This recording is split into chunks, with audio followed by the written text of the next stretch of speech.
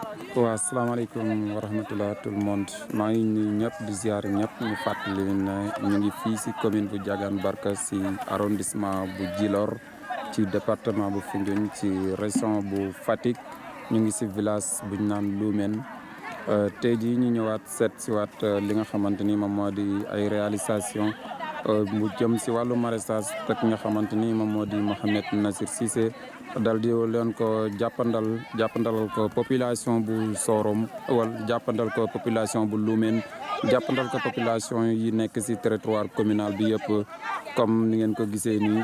fépp fuñ si manti dem jigéen ñi dañuy gis ne ñoom ñu ngi liggéey di daan seen doole ñu fàttali ne ñi nga xamante ni ñoom ñooy waay Loumène bii moo nekk seen deuxième saison ginnaaw boo xamante ni sampale woon nañ leen machine bu yàgg def nañ première saison deuxième saison bi si lañ nekk ni moo tax ngeen gis tool bi lépp loo ci gis lu nekk rek gàncax gu ndaw la waaye fekk na ñoom départoon nañ bu baax a baax a baax heure bu nekk ñu ngi daan seen doole ñii ñu ngi bay ñii ñu ngi def engrais ñii ñu ngi arrosé ñii ñu ngi wëgg tamit ci teen bi boo xoolee jamono ji jant bi sona gàncax gi mu ngi naat mais terewul nit ñi yàkkamti gu ñu yàkkamti tax na bu machine bi taxawee sax ñoom ñu ngi wëgg ci biir teen bi nga xamante ni am nañ ko ci biir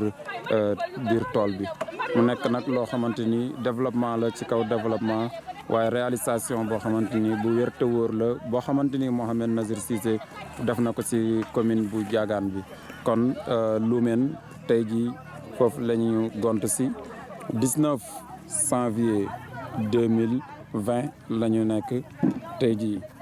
lii ngeen di gis ni salade la boo xamante ni mu ngi soog a débuté macha allah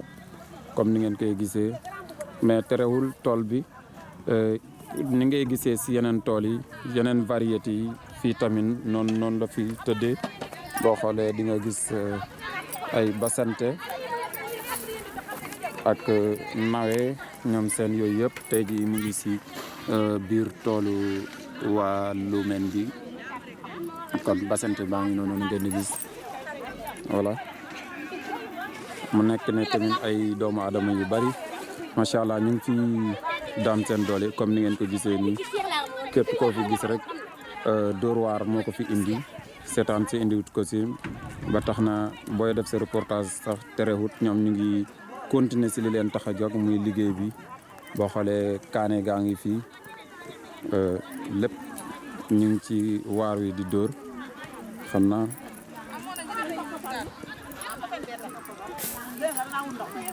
voilà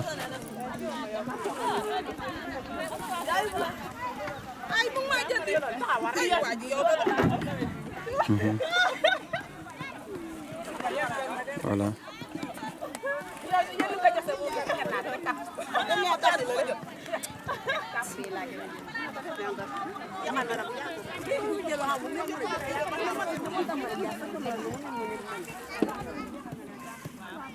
ok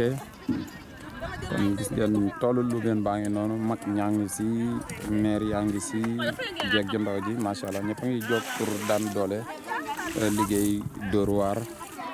mu mel ni loolu rek ay vérité bi moo ñu mën a suqali